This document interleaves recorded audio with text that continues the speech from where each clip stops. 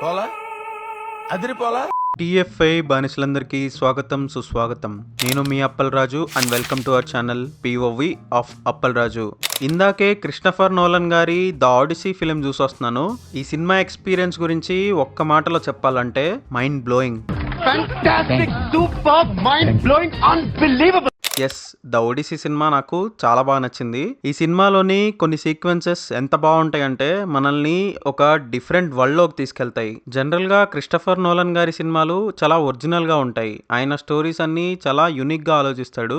But for the first time ఆయన హోమర్స్ Odyssey అనే ఒక బుక్ ని బేస్ చేసుకొని ఈ ఫిలిం ని తీశాడు. ఈ సినిమా క్రిస్టఫర్ నోలన్ గారి బెస్ట్ ఫిలిం అని అయితే చెప్పలేను. బట్ తన రీసెంట్ ఫిలిమ్స్ అయిన ఓపెన్ హైమర్ ఇంకా టెనెట్ వాటితో కంపేర్ చేస్తే ఈ సినిమా ఒక మంచి ఎక్స్పీరియన్స్ ఇచ్చింది. ఎందుకంటే ఈ సినిమా తన మిగతా ఫిలిమ్స్ లాగా కన్ఫ్యూజింగ్ గా కాకుండా స్ట్రైట్ ఫార్వర్డ్ ఉంటుంది. స్క్రీన్ ప్లే ని కొంచెం అటు ఇటు తిప్పినా కూడా మనకు స్టోరీ చాలా క్లియర్ కట్ గా అర్థమవుతుంది. కానీ ఈ సినిమాలో వీళ్ళు వాడే కొన్ని రాజ్యాల పదాలు గానీ అక్కడక్కడ మెన్షన్ చేసే గ్రీక్ గాడ్ నేమ్స్ కానీ మనకు అర్థం కావాలంటే మనకు కొంచెం గ్రీక్ మైథాలజీ మీద లేదా ట్రాయ్ యొక్క మెయిన్ స్టోరీ మీద ఒక ఐడియా ఉండాలి.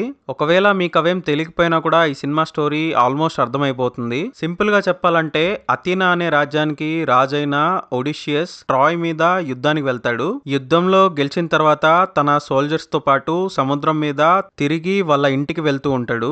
ఆ జర్నీలో తను ఎదుర్కొన్న సమస్యలేంటి, తను ఎక్స్పీరియన్స్ చేసిన డిఫరెంట్ క్రియేచర్స్ ఏంటి అనేదే మిగిలిన స్టోరీ. ఫస్ట్ హాఫ్ చాలా బ్రిలియంట్ గా అనిపించింది నాకు. ఎక్కడ కూడా ఒక్క మినిట్ కూడా నాకు బోర్ కొట్టలేదు. బట్ కంపారిటివ్లీ సెకండ్ హాఫ్ లో కొంచెం లాగ్ అనిపించింది. ఎందుకంటే సెకండ్ హాఫ్ లో అడ్వెంచర్ కంటే కూడా డ్రామా ఎక్కువ ఉంటుంది.